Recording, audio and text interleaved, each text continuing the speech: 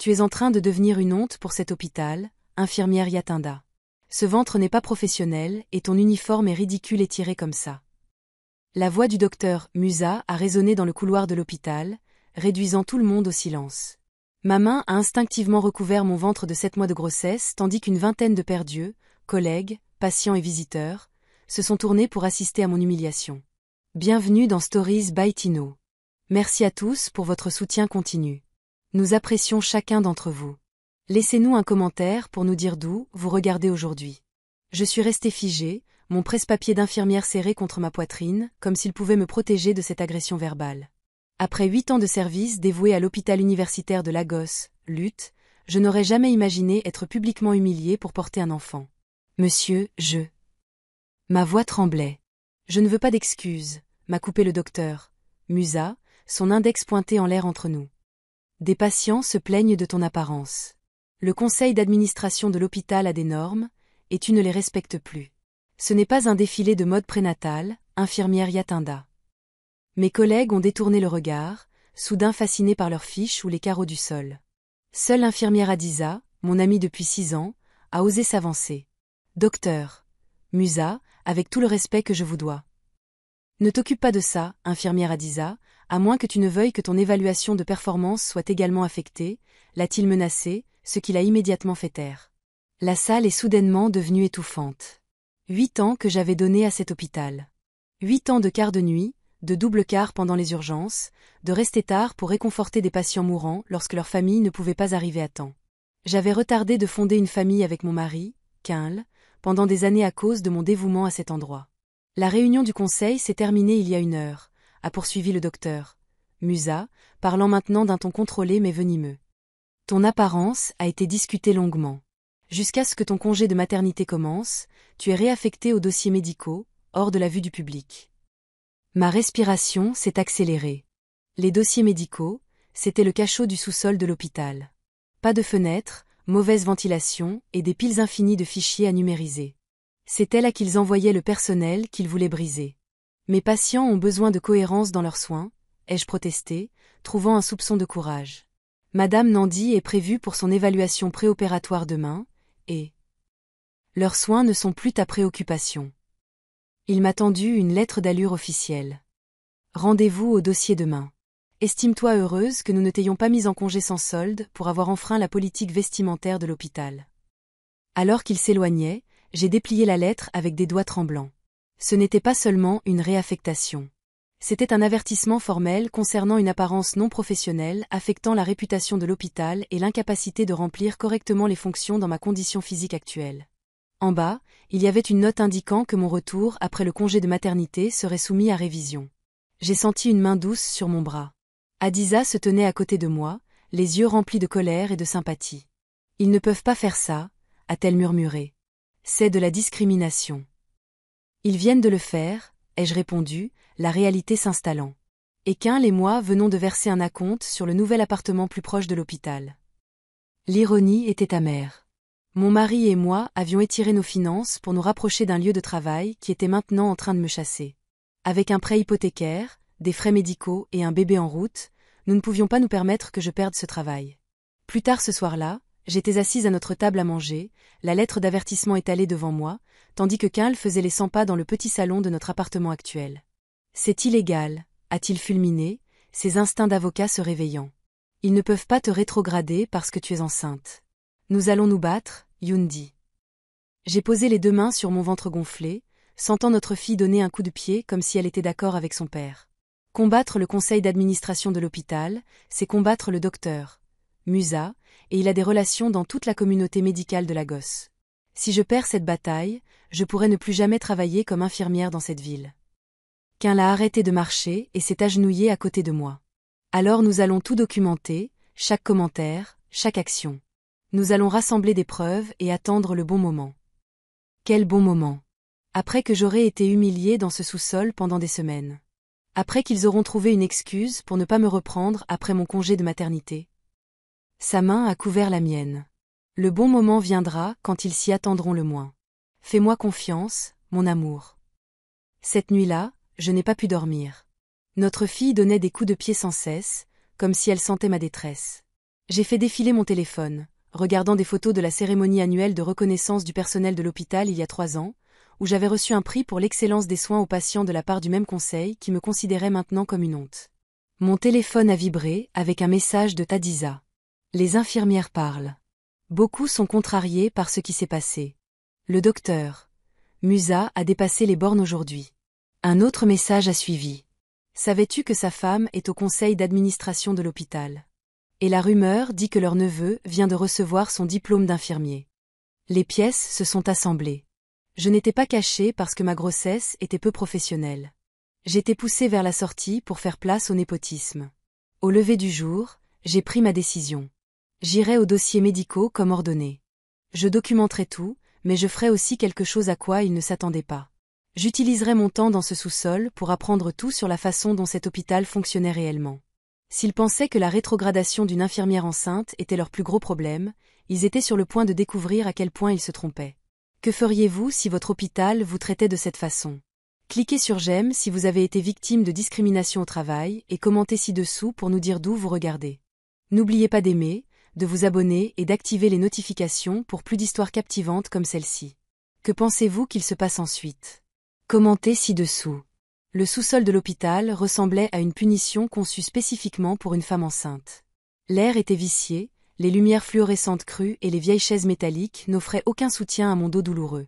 J'avais été affectée à la numérisation des dossiers des patients de 2010, une tâche si dénuée de sens qu'elle semblait être une torture délibérée. Tu devrais déposer une plainte officielle, m'a chuchoté Adiza pendant notre pause déjeuner à la cafétéria de l'hôpital. Elle s'était faufilée pour prendre de mes nouvelles après son quart du matin. Le syndicat t'appuierait. Ce qu'ils font viole au moins 3 lois sur l'emploi. J'ai tripoté ma nourriture, mon appétit disparut. Et alors? Même si je gagne, je travaillerai sous les ordres de gens qui m'en veulent, des gens qui contrôlent ma carrière. Alors tu vas simplement accepter cette injustice. La frustration teintait sa voix. Je me suis penchée. Je n'ai pas dit ça, mais se battre ouvertement n'est pas le seul moyen de gagner une guerre. Avant que je puisse expliquer davantage, une voix perçante a retenti dans la cafétéria. Infirmière Adiza, ne devriez-vous pas être en pédiatrie en ce moment? L'épouse du docteur Musa, Zanab, se tenait derrière nous, membre du conseil d'administration de l'hôpital et autorité autoproclamée sur la hiérarchie hospitalière. En tant que responsable des relations avec les donateurs, elle s'aventurait rarement dans les espaces cliniques, mais apparaissait toujours lorsque le personnel franchissait des lignes invisibles. C'est ma pause déjeuner, madame. Adiza s'est levée, ramassant son plateau. Votre pause a pris fin il y a 7 minutes, selon la liste de service.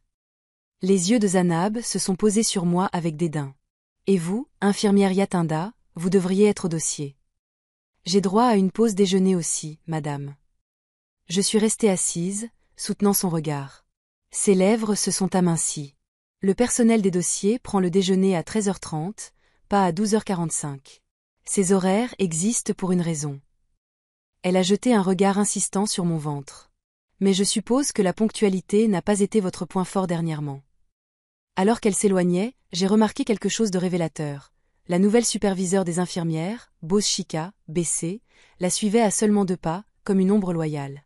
BC avait été promue le mois dernier, passant devant des infirmières plus expérimentées, y compris moi. Maintenant, cela prenait tout son sens. Elle a toujours été difficile, a marmonné Adiza. Mais dernièrement, elle est devenue insupportable. Surtout depuis que son mari est devenu chef de la chirurgie. Quand est-ce arrivé? Il y a 2 mois. Tu n'as pas entendu?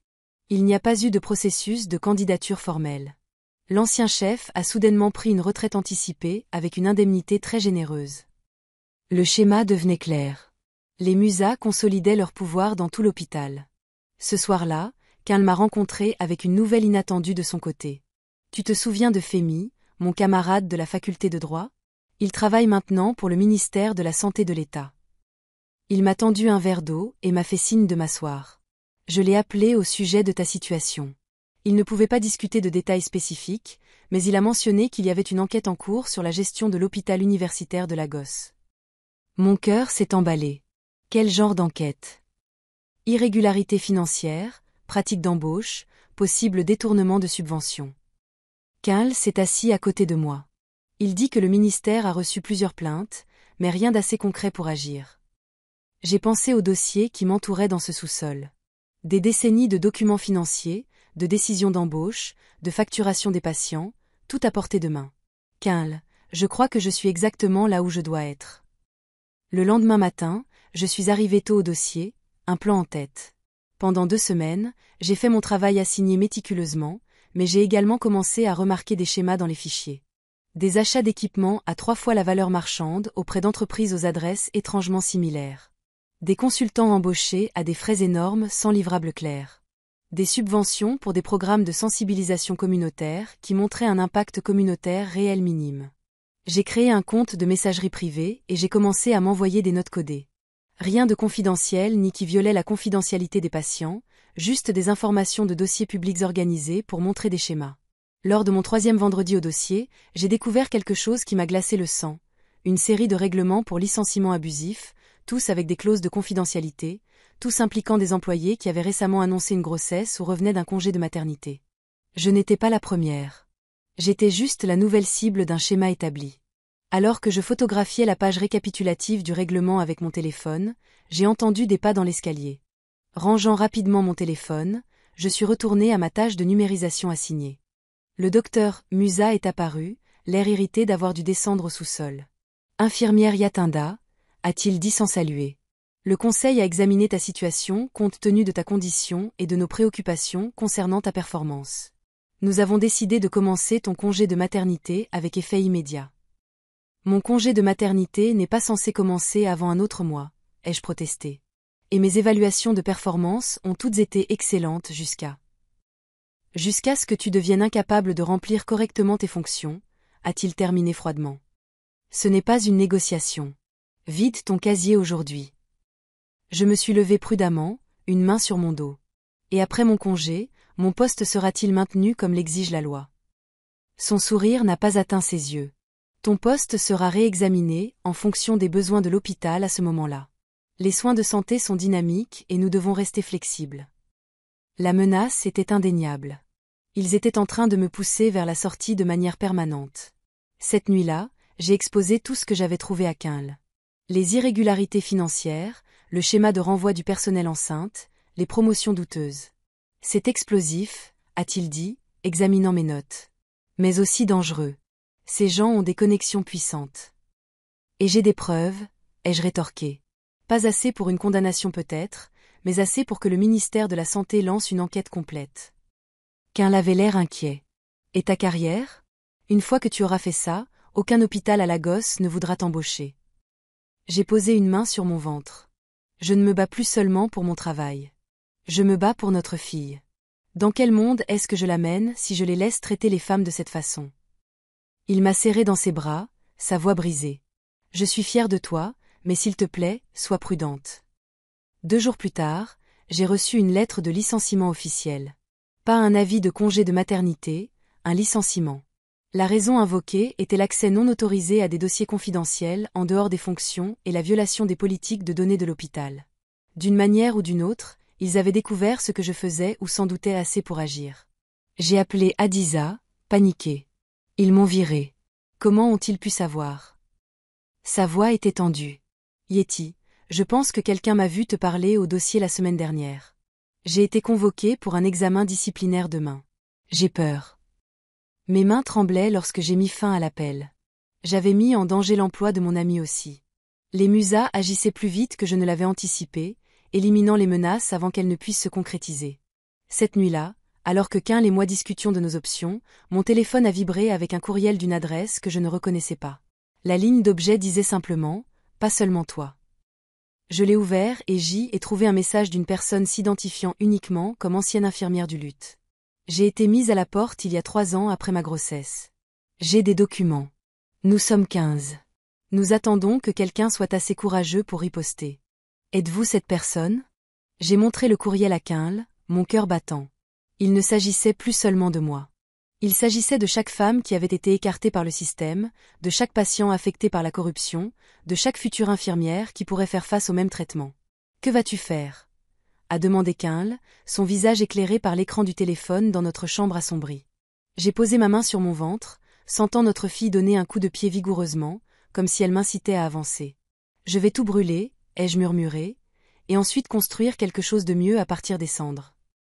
N'oubliez pas d'aimer, de vous abonner et d'activer les notifications pour plus d'histoires captivantes comme celle-ci. Que pensez-vous qu'il se passe ensuite? Commentez ci-dessous. Les semaines qui ont suivi mon licenciement se sont déroulées dans un tourbillon de consultations juridiques et de nuits blanches. Notre fille, Oluwaseyi, Dieu l'a fait, est arrivée 3 semaines plus tôt, comme impatiente de se joindre à notre combat.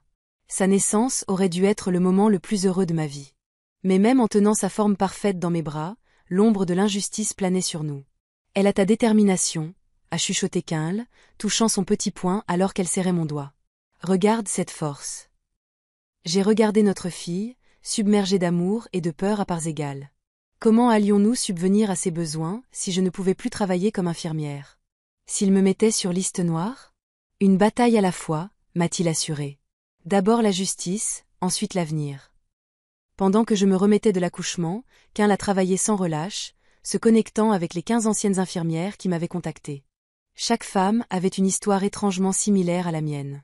Grossesse suivie de problèmes de performance soudains, de rétrogradation, puis de licenciement ou de démission volontaire. Ensemble, nous avons construit un calendrier complet du schéma de discrimination de l'hôpital. Hadiza venait souvent, apportant des nouvelles de l'intérieur des murs de l'hôpital. Elle avait échappé de justesse au licenciement, sauvée uniquement par l'intervention d'un médecin-chef.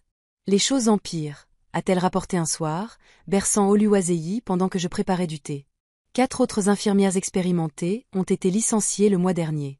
Toutes remplacées par de jeunes diplômées prêtes à travailler pour la moitié du salaire. 3 d'entre elles sont apparentées à des membres du conseil. Et les soins aux patients. L'expression de Hadiza s'est assombrie. Les erreurs médicales ont augmenté.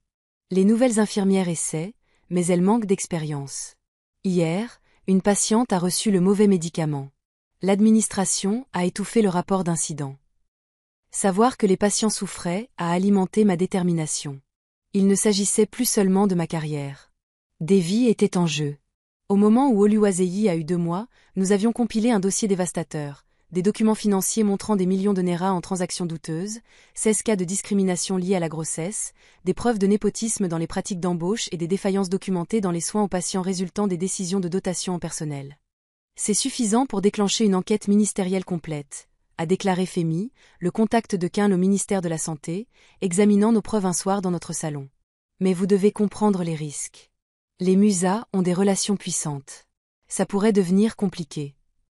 Plus compliqué que d'être publiquement humiliée et licenciée enceinte. Ai-je demandé en berçant Oluwaseyi. Je suis prête. Femi a hoché la tête sombrement. Je vais apporter ça à mon directeur demain. Préparez-vous. Une fois que ça commence, il n'y a pas de retour en arrière. 3 jours plus tard, j'ai reçu un appel d'un numéro masqué. La femme s'est identifiée comme Ngozi Okafor, directrice adjointe de la surveillance des hôpitaux au ministère de la Santé de l'État. Nous avons examiné vos documents, Madame Oluzaguin, a-t-elle dit, sont-on professionnellement neutre.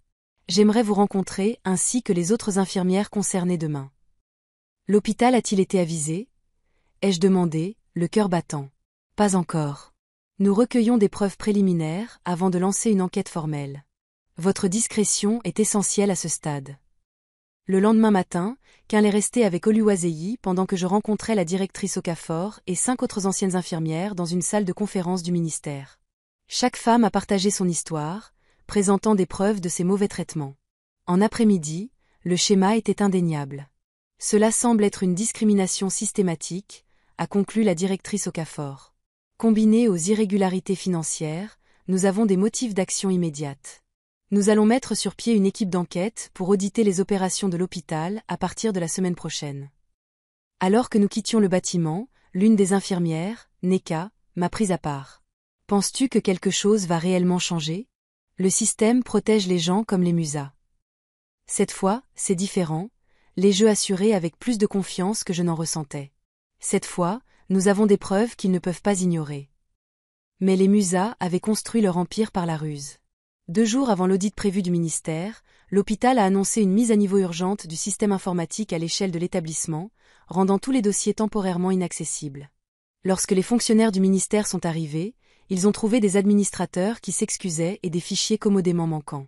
Ils sont en train de détruire des preuves, s'est exclamé Quinl lorsque Femi a appelé pour donner la nouvelle. Ils ont dû être prévenus. Mon espoir a vacillé. Avions-nous fait tout ce chemin pour être déjoués? Ce soir-là, alors que je berçais Oluwaseyi pour l'endormir, mon téléphone a vibré avec un message de Hadiza. Ils sont en train de déchiqueter des documents et des dossiers ce soir. Le gardien de nuit me l'a dit. Je pensais que tu devais savoir. J'ai montré le message à Quinl, les mains tremblantes.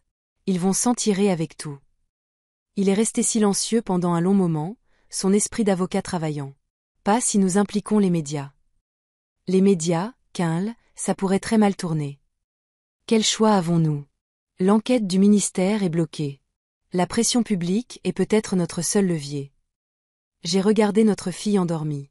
Quelle sorte de mère serais-je si je ne me battais pas avec tous les outils disponibles? Mais quel genre d'avenir aurait-elle si cela échouait et que je devenais inemployable? Laisse-moi y réfléchir, ai-je dit finalement. Cette nuit-là, incapable de dormir, je me suis connecté au compte de messagerie que j'avais créé pour recueillir des preuves. Parmi les messages non lus se trouvait un courriel d'une adresse inconnue avec la ligne d'objet, procès-verbal de réunion du Conseil du lutte confidentiel. Je l'ai ouvert et j'y ai trouvé un fichier audio et un bref message, enregistré la semaine dernière. Je pensais que tu devrais écouter ça. Fais attention à qui tu fais confiance au ministère. Avec des doigts tremblants, j'ai connecté des écouteurs et j'ai lancé l'enregistrement. Les voix étaient immédiatement reconnaissables. Le docteur, Musa, son épouse Anab, et plusieurs membres du conseil d'administration. Ils discutaient de l'enquête du ministère et de leur stratégie de confinement. Le problème du ministère est réglé, disait le docteur, Musa avec confiance. Odélie me doit trop de faveurs pour laisser ça se poursuivre. Odélie, le directeur du ministère de la Santé, et le patron de Ngozi Okafor. Et les preuves? A demandé une autre voix. Gérées au moment où nous parlons. La mise à niveau du système nous fait gagner du temps, et ce qui ne peut être modifié sera malheureusement perdu dans un regrettable dysfonctionnement du serveur. Et les infirmières? A demandé Anab, si elles s'adressent au public, qui les croirait plutôt que nous. Ce sont d'anciennes employées mécontentes qui portent des accusations sans fondement. D'ailleurs, j'ai déjà parlé avec des éditeurs de 3 grands journaux. Ils comprennent l'importance de ne pas nuire à la réputation du premier hôpital universitaire de Lagos. Mon estomac s'est noué. Ils avaient bloqué tous les chemins vers la justice, le ministère, les médias, et même les preuves elles-mêmes. Mais ensuite, un membre du conseil a soulevé une question qui a tout changé. Qu'en est-il de l'accréditation internationale de la commission mixte, JCI, le mois prochain? S'il y a la moindre allusion à ces allégations pendant leur évaluation, nous pouvons oublier la certification internationale. La voix du docteur, Musa est devenue vive. L'équipe de la JCI verra exactement ce que nous voulons qu'elle voie, rien de plus. Notre accréditation internationale est la dernière pièce dont nous avons besoin pour obtenir la subvention de partenariat de l'Organisation mondiale de la santé, OMS. 50 millions de dollars qui rendront cet hôpital et ses dirigeants mondialement reconnus. L'enregistrement s'est terminé là. Je suis resté figé, l'esprit embrouillé par les implications. L'hôpital cherchait à obtenir une accréditation internationale, un processus qui ferait intervenir des évaluateurs externes au-delà de l'influence des Musa. Et une subvention massive de l'OMS était en jeu. J'ai réveillé Quinl immédiatement et lui ai fait écouter l'enregistrement. C'est ça, a-t-il dit, complètement éveillé malgré leur tardive. L'équipe d'accréditation de la JCI ne sera pas sensible à la pression locale. Ils ont des normes rigoureuses en matière de gestion éthique et de pratique d'emploi. Mais comment les atteindre? Les Musa contrôleront chaque aspect de leur visite. Quinl a réfléchi un instant. Nous n'avons pas besoin de les atteindre directement. Il suffit de s'assurer qu'ils voient le véritable hôpital, et non la version aseptisée que les Musa vont présenter. Un plan a commencé à se former dans mon esprit. Les Musa ne sont pas les seuls à avoir des relations à l'hôpital. Le lendemain matin, j'ai convoqué une réunion avec les anciennes infirmières, Hadiza et plusieurs autres employés actuels du lutte qui s'étaient désillusionnés face à l'administration, dans mon salon, Oluwaseyi dormant à proximité. J'ai joué l'enregistrement et j'ai exposé mon idée. C'est risqué, a averti Neka. Si nous échouons, ceux qui sont encore employés perdront certainement leur travail. Et si nous ne faisons rien, l'hôpital poursuit sa descente pendant que les Musa en profitent, a rétorqué Hadiza. Je ne suis pas devenue infirmière pour voir des patients souffrir sous une direction corrompue. Un par un, ils ont accepté de se joindre au plan. Nous travaillerions à la fois de l'intérieur et de l'extérieur des murs de l'hôpital. Nous nous assurerions que l'équipe de la JCI voit la vérité, peu importe à quel point les musas essaieraient de la cacher. Alors que tout le monde partait, Quinl m'a serré contre lui. Es-tu sûr de ça? Une fois que nous commençons, il n'y a pas de retour en arrière. J'ai regardé notre fille, paisible dans son berceau, inconsciente de la bataille menée pour son avenir. Je n'ai jamais été aussi sûre de rien, ai-je répondu. Il est temps de montrer aux musas qu'ils ont choisi la mauvaise infirmière enceinte à intimider. Je ne savais pas que notre plan ferait bientôt face à une complication inattendue, une qui me forcerait à affronter non seulement les musas, mais aussi mes propres choix passés et le vrai prix de la justice. Êtes-vous victime d'une injustice au travail? Cliquez sur j'aime si vous croyez qu'il faut défendre ce qui est juste et commentez ci-dessous pour nous dire d'où vous regardez. N'oubliez pas d'aimer, de vous abonner et d'activer les notifications pour plus d'histoires captivantes comme celle-ci. Que pensez-vous qu'il se passe ensuite? Commentez ci-dessous. Yeti, il faut que tu vois ça. La voix de Quinl m'a tiré de la chambre d'Oluwaseyi, où j'avais été en train de plier ses petits vêtements. 3 mois s'étaient écoulés depuis sa naissance, et notre salon s'était transformé en quartier général pour ce que nous appelions maintenant l'opération Transparence. Il a pointé l'écran de son ordinateur portable affichant le site web de l'hôpital. La manchette annonçait « L'hôpital universitaire de Lagos accueille le nouveau directeur des relations internationales, le docteur Seguin Olusegun ». Mon cœur s'est arrêté.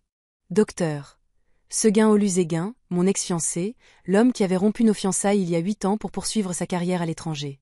L'homme dont le départ m'avait amené à me jeter à corps perdu dans les soins infirmiers aux luttes où j'ai finalement rencontré Quinl. Ça ne peut pas être une coïncidence, ai-je murmuré, m'effondrant sur le canapé. Les musas doivent connaître notre lien. L'expression de Quinl était tendue. Ils envoient un message. Ils savent que nous prévoyons quelque chose. Je n'avais pas vu ni parlé à Seguin depuis notre rupture douloureuse. Il était parti pour un poste prestigieux à Londres, choisissant l'avancement de carrière au détriment de notre relation. La dernière fois que j'avais entendu parler de lui, il travaillait pour une organisation de santé internationale. Pourquoi aurait-il accepté de travailler avec eux? Me suis-je demandé à voix haute. Seguin avait des principes. Les gens changent, a dit Quinl prudemment. 8 ans, c'est long. Le moment était trop parfait pour être une coïncidence. La visite d'accréditation de la JCI était dans 6 semaines. Faire venir Seguin avec ses références internationales et son lien avec moi était clairement une manœuvre calculée. Mon téléphone a vibré avec un SMS de Hadiza. Tu as vu l'annonce? Le nouveau directeur des relations internationales commence lundi. Tout le monde parle de son impressionnant parcours et du fait qu'il est ton ex. Donc le lien était déjà de notoriété publique. Les musas étaient plus intelligents que je ne leur avais attribué. En introduisant Seguin dans le tableau, ils avaient créé une distraction parfaite pour nos plans et potentiellement semé la discorde entre Quinl et moi. Cela ne change rien, ai-je dit fermement, bien que mon cœur battant suggérait le contraire. Notre plan suit son cours. Quinl a hoché la tête, mais j'ai décelé un éclair d'incertitude dans ses yeux. Le lendemain, j'ai reçu un courriel inattendu d'une adresse que je n'avais pas vue depuis 8 ans, drsolusguin@gmail.com. La ligne d'objet disait simplement « Nous devrions parler ». Je l'ai fixé pendant 1 minute entière avant de l'ouvrir. Yeti, j'ai accepté un poste aux luttes et j'ai récemment appris ta situation avec l'hôpital. J'aimerais te rencontrer pour en discuter personnellement avant de commencer lundi. Ce n'est pas un piège ou une affaire de l'hôpital, juste 2 vieux amis qui ont besoin de clarifier les choses. Demain, 14 h. Café Radiance sur Victoria Island. Seguin. Tu y vas? A demandé Quinl quand je lui ai montré le courriel. Je dois y aller. Il pourrait savoir quelque chose d'utile. Ou il pourrait recueillir des informations pour les musas. J'ai touché sa joue doucement. Tu me fais confiance. De ma vie, a-t-il répondu sans hésitation. C'est lui en qui je n'ai pas confiance. Le lendemain, après avoir laissé Oluwaseyi aux soins de Quinl, je suis arrivé au Café Radiance 15 minutes en avance. Le café chic était bondé de professionnels de Lagos en pause déjeuner. J'ai choisi une table avec une vue dégagée sur les 2 entrées et j'ai attendu. Seguin est arrivé précisément à l'heure, toujours ponctuel. 8 ans l'avaient mûri. Des mèches grises parsemaient ses tempes, et de fines lignes marquaient le coin de ses yeux. Il portait un costume sur mesure qui témoignait d'un succès européen, mais son sourire quand il m'a repéré était le même que celui qui avait autrefois fait battre mon cœur. « Yeti » a-t-il dit en s'approchant de la table. « Merci d'être venu. » J'ai gardé une expression neutre. Tu as dit que nous devrions parler. J'écoute. Il s'est assis en face de moi, a commandé du café pour nous 2, puis s'est penché en avant. Tout d'abord, Félicitations pour ton mariage et ta fille. J'ai entendu dire qu'elle était magnifique. Merci. Maintenant, si nous passions aux choses sérieuses? Que veux-tu, Seguin? Son sourire s'est estompé. Toujours aussi direct. Je veux que tu saches que je n'ai pas pris ce travail pour te faire du mal. En fait, je n'étais pas au courant de ta situation avant d'accepter le poste. Et maintenant que tu es au courant? Maintenant, je suis inquiet. L'histoire officielle à l'hôpital est que tu as été licencié pour avoir accédé à des dossiers confidentiels sans autorisation. Mais je te connais depuis trop longtemps pour croire que tu ferais quelque chose de contraire à l'éthique sans bonne raison. Je l'ai observé attentivement. Était-ce de la sincérité ou un piège élaboré? Pourquoi devrais-je te faire confiance? Tu travailles pour les gens qui ont détruit ma carrière. Parce que malgré notre passé, je ne t'ai jamais menti. Il a soutenu mon regard directement. Je t'ai quitté pour ma carrière, une décision que j'ai regrettée à maintes reprises. Mais je n'ai jamais menti sur mes raisons. La serveuse a apporté nos cafés. J'ai remué le mien lentement, gagnant du temps pour réfléchir. L'hôpital cherche à obtenir l'accréditation JCI, a-t-il poursuivi. C'est pourquoi ils ont créé ce poste. Mon travail est de m'assurer que les évaluateurs internationaux voient un établissement de classe mondiale. Mais s'il y a des problèmes systémiques dont je devrais être au courant. J'ai ri amèrement. Des problèmes comme la discrimination liée à la grossesse, la mauvaise gestion financière, le népotisme, les problèmes de sécurité des patients causés par un personnel inexpérimenté, embauché pour leurs relations plutôt que pour leurs qualifications. L'expression de Seguin est restée neutre, mais j'ai remarqué comment il a regardé autour de lui pour voir si quelqu'un écoutait. Ce sont des allégations graves. Ce ne sont pas des allégations. Ce sont des faits documentés. Des faits que les Musa essaient désespérément d'enterrer avant l'arrivée de l'équipe JCI. Il est resté silencieux pendant un long moment, puis a dit doucement, « Montre-moi. » J'ai hésité. Lui montrer nos preuves pourrait potentiellement détruire tout ce pour quoi nous avions travaillé s'il était aligné avec les Musa. Pourquoi? Ai-je demandé. Pour que tu puisses les avertir de ce qu'ils doivent cacher. La douleur a traversé ses traits. Est-ce vraiment ce que tu penses de moi? Que je favoriserais la corruption qui met les patients en danger. Je t'ai quitté il y a 8 ans, Yatinde, je n'ai pas perdu mon âme. Le WHO est sur le point d'accorder une subvention de partenariat de 50 millions de dollars aux luttes. Si l'hôpital est aussi corrompu que tu le suggères, cet argent sera gaspillé, ou pire, alimentera plus de corruption. Je dois savoir dans quoi je m'embarque. La subvention de l'OMS, la même que celle mentionnée dans l'enregistrement du conseil d'administration. L'implication de Seguin prenait soudainement plus de sens. J'aurai besoin de temps pour y réfléchir, ai-je dit finalement. Cela ne me concerne pas seulement. Il a hoché la tête, comprenant. Je commence lundi. Prends le week-end pour décider. Il a glissé une carte de visite sur la table. Mon numéro privé est au dos. Si tu décides de me faire confiance, appelle à tout moment. Alors qu'il se levait pour partir, il a hésité. Pour ce que ça vaut, Yatinda, ce qu'ils t'ont fait était mal. Indépendamment de notre passé, je veux que tu le saches. Je l'ai regardé s'éloigner, les émotions tourbillonnantes. Quand je suis rentrée à la maison, Kyle m'attendait anxieusement. Qu'est-ce qu'il a dit? A-t-il demandé alors que je prenais Oluwaseyi dans mes bras. J'ai raconté la conversation pendant que notre fille se blottissait contre mon épaule. Il veut voir nos preuves. Kyle a fait les 100 pas dans notre petit salon. C'est trop risqué. Et s'il ne l'est pas, il a un accès direct à l'équipe JCI et aux responsables de l'OMS. C'est plus d'influence que nous ne pourrions jamais espérer de l'extérieur. Ça pourrait être un piège pour identifier toutes les personnes impliquées dans notre plan. J'ai soupiré, berçant doucement Oluwaseyi alors qu'elle commençait à s'agiter. Je sais, mais il y a autre chose à considérer. Tu te souviens que l'enregistrement mentionnait la subvention de l'OMS? Seguin a spécifiquement soulevé ce point. Il est impliqué dans la décision d'octroi de la subvention. Kyle s'est arrêté de marcher. Ça, c'est vraiment important. S'il est impliqué dans le processus de subvention, il a des obligations éthiques qui vont au-delà du lutte. Exactement. Et le Seguin que j'ai connu était beaucoup de choses, mais jamais corrompu.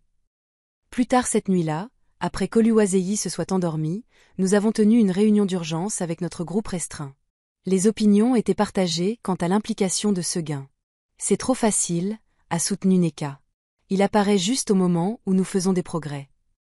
Mais ces relations internationales pourraient être cruciales, a rétorqué Hadiza. Les Musa ont verrouillé les canaux locaux. Nous avons besoin de quelqu'un qu'ils ne peuvent pas contrôler. À la fin de la réunion, nous étions parvenus à un compromis. Je partagerai des informations limitées avec Seguin. Assez pour tester sa réaction, mais pas assez pour compromettre toute notre opération. Dimanche soir, j'ai appelé le numéro sur sa carte. Je suis prête à te montrer une partie de ce que nous avons trouvé, ai-je dit lorsqu'il a répondu. Mais j'ai besoin de garanties que cela reste entre nous jusqu'à ce que nous décidions comment procéder. Tu as ma parole, a-t-il répondu solennellement.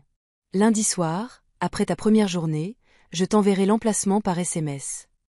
Le lendemain, Seguin a terminé sa première journée aux luttes. J'ai reçu des mises à jour périodiques de Tadisa concernant sa visite d'orientation avec le docteur Musa, la version soigneusement préparée de l'hôpital destinée aux visiteurs importants. À 19h, Quinl et moi avons rencontré Seguin dans un restaurant tranquille d'un quartier éloigné de l'hôpital. J'ai apporté un dossier contenant suffisamment de preuves pour démontrer le schéma de mauvaise conduite sans révéler notre plan complet ni toutes nos sources. Seguin a examiné les documents attentivement, son expression devenant de plus en plus troublée à chaque page. Quand il a fini, il a fermé le dossier et est resté assis en silence pendant plusieurs instants. C'est pire que ce que j'imaginais, a-t-il finalement dit. La discrimination liée à la grossesse à elle seule les disqualifierait de l'accréditation JCI. Les irrégularités financières pourraient entraîner des accusations criminelles. Maintenant, tu comprends pourquoi j'ai été licencié, ai-je dit. J'ai découvert trop de choses. Il a hoché la tête lentement. Les Musa se présentaient comme des visionnaires modernisant une institution obsolète. Je croyais que je rejoignais un hôpital en plein essor. Tu as été trompé, a dit Quinl, s'adressant directement à Seguin pour la première fois, tout comme les responsables du ministère, les médias, et bientôt l'équipe de la JCI si rien ne change. Seguin a regardé entre nous. Que prévoyez-vous? J'ai échangé un regard avec Quinl, qui a légèrement hoché la tête. Nous avons l'intention de nous assurer que l'équipe de la JCI voit le vrai lutte, pas la version de vitrine que les Musa préparent. Comment? Cela dépend, ai-je répondu. Es-tu avec nous ou avec eux? Seguin n'a pas hésité. J'ai passé 8 ans à construire ma réputation dans le domaine des soins de santé internationaux. Je ne la laisserai pas être utilisée pour légitimer la corruption. Il s'est penché en avant. Je suis avec vous. Je voulais le croire, mais la prudence me retenait. Prouve-le. Un léger sourire a effleuré ses lèvres. Il reconnaissait le défi. J'ai accès au calendrier de visite de la JCI, y compris quel département ils évalueront chaque jour. Je peux m'assurer que vous sachiez exactement où ils seront et quand. C'était une information précieuse, mais pas suffisante. Et, on m'a demandé de préparer une présentation sur les pratiques de gestion de l'hôpital. Je pourrais faire en sorte que certaines questions soient soulevées, des questions auxquelles les Musa ne s'attendront pas. La posture de Quinl s'est légèrement relâchée. C'est utile. Encore une chose, a ajouté Seguin. On m'a demandé de sélectionner le personnel pour des entretiens privés avec l'équipe de la JCI. Je pourrais m'assurer qu'ils rencontrent des gens qui diront la vérité. C'était plus que ce que nous avions espéré. Avec l'aide de Seguin, nous pourrions guider l'équipe de la JCI pour qu'elle voie au-delà de la façade soigneusement construite des Musa. En quittant le restaurant, Seguin m'a pris à part. Je sais que ça ne change pas le passé, Yatinda, mais c'est peut-être une chance de corriger quelque chose. J'ai étudié son visage, cherchant des signes de tromperie, mais ne trouvant que de la sincérité. Souviens-toi juste que ce n'est plus seulement ma carrière qui est en jeu. Ce sont les futurs de 16 autres infirmières, la santé d'innombrables patients et l'intégrité de tout le système hospitalier. Je comprends les enjeux, m'a-t-il assuré. Nous allons faire les choses correctement. Sur le chemin du retour, Quinl était inhabituellement silencieux. À quoi penses-tu? Ai-je demandé. Je pense qu'avoir Seguin de notre côté pourrait tout changer. Il m'a regardé. Mais je me demande aussi si nous pouvons vraiment lui faire confiance. J'ai pris sa main. Nous vérifierons tout ce qu'il nous dit. Un faux pas et nous le coupons complètement. Et s'il est honnête? S'il nous aide à faire tomber les Musa? La question planait entre nous, lourde d'implications sur mon passé avec Seguin et notre avenir ensemble. Alors nous aurons gagné, ai-je dit fermement. Et Oluwaseyi grandira en sachant que sa mère s'est battue pour la justice, quel qu'en soit le coût personnel. Alors que nous nous garions dans notre allée, Adisa a appelé avec une nouvelle alarmante. La visite de la JCI a été avancée. Ils viennent la semaine prochaine, pas le mois prochain. Les Musa accélèrent tout. Notre calendrier soigneusement planifié venait de s'effondrer. Nous avions des jours, pas des semaines, pour exposer des années de corruption. Et quelque part dans ce chaos, je devrais naviguer en travaillant avec l'homme que j'avais autrefois aimé pour sauver la carrière que j'avais construite après son départ. Tout en protégeant la famille que je chérissais maintenant par-dessus tout. N'oubliez pas d'aimer, de vous abonner et d'activer les notifications pour plus d'histoires captivantes comme celle-ci. Que pensez-vous qu'il se passe ensuite? Commentez ci-dessous. La confrontation imminente. L'équipe de la JCI arrive lundi matin, à 10 Seguin, étalant l'itinéraire officiel sur ma table à manger.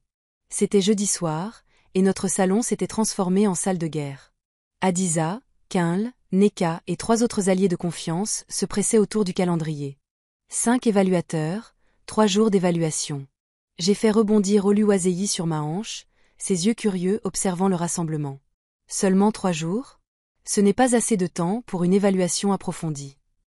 C'est une évaluation préliminaire, a expliqué Seguin.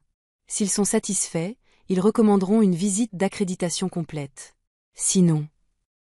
Il a haussé les épaules. Pas de subvention de l'OMS. Alors nous devons faire en sorte que ces 3 jours comptent, a dit Quinl, étudiant le document. Où se concentre-t-il? Seguin a pointé différentes sections. Le premier jour est administratif, politique, procédure, structure organisationnelle. Le deuxième jour est clinique, soins aux patients, dossiers médicaux, qualification du personnel. Le troisième jour est consacré aux installations et à la conclusion. Adiza s'est penché en avant. Ils ont prévu des rénovations pour l'aile et tout le week-end. Peinture fraîche, nouvel équipement, tout pour le spectacle. Pendant ce temps, l'aile ouest, où la plupart des patients reçoivent réellement des soins, reste en sous-effectif et sous-doté en ressources. Une diversion classique, a murmuré Neka. Ils ne montreront aux évaluateurs que ce qu'ils veulent qu'ils voient. Pas si nous pouvons l'éviter, ai-je dit fermement. Seguin, peux-tu influencer leur itinéraire de visite? Il a hoché la tête. Je coordonne avec leur chef d'équipe, le docteur Priya Sharma, de l'Inde. Elle semble minutieuse, pas facilement impressionnée par les apparences. Bien. Maintenant, nous devons nous assurer qu'ils voient la réalité sous la façade. Je me suis tournée vers Adiza. Peux-tu identifier discrètement le personnel qui pourrait parler honnêtement s'il était interviewé? C'est déjà fait, a-t-elle confirmé. Beaucoup sont frustrés par les conditions, mais ont peur de parler s'ils ne croient pas que cela puisse faire une différence. Ça en fera une, les jeux assurés, bien que ma confiance dépassait ma certitude. Seguin, tu as mentionné que tu sélectionnes le personnel pour les entretiens. Oui, je soumets des recommandations demain. Inclus ces noms. Je lui ai tendu une liste que nous avions soigneusement dressée, du personnel expérimenté connu pour son intégrité plutôt que pour ses relations politiques.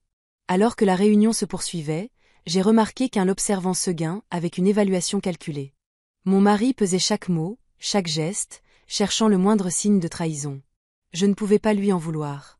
Tout notre plan reposait sur la coopération de Seguin, et nous n'avions que sa parole qu'il ne faisait pas de compte rendu au Musa. Après le départ de tout le monde, Quinl a exprimé ses préoccupations. Il semble engagé, mais s'il jouait sur les 2 tableaux? Les Musas auraient pu l'envoyer pour infiltrer notre groupe. J'ai installé Oluwaseyi dans son berceau avant de répondre. J'y ai pensé, mais regarde ce qu'il risque. Sa réputation, son nouveau poste, potentiellement toute sa carrière. Pourquoi ferait-il ça pour des gens qu'il vient de rencontrer? Peut-être pour quelqu'un qu'il a déjà aimé, a suggéré Quinl doucement. L'implication planait entre nous. J'ai pris ses mains dans les miennes. Seguin a fait son choix il y a 8 ans. J'ai fait le mien quand je t'ai épousé. Quelles que soient ses motivations, elles ne changent pas où est mon cœur. Quinl m'a serré dans ses bras, sa tension s'apaisant. Je te fais confiance. Je ne suis juste pas sûre de lui faire confiance. Alors nous vérifierons tout, ai-je acquiescé, et préparerons des plans d'urgence pour chaque scénario. Vendredi matin a apporté une nouvelle inattendue. Seguin est arrivé à notre appartement, l'air agité. Ils ont encore changé l'horaire. L'équipe de la JCI veut commencer par une visite surprise au département des dossiers médicaux lundi matin. Mon pouls est accéléré. Les dossiers? Là où je travaillais. Exactement. Le docteur Musa est furieux. Il voulait spécifiquement qu'il commence par les unités nouvellement rénovées. Un sourire s'est dessiné sur mon visage. C'est parfait.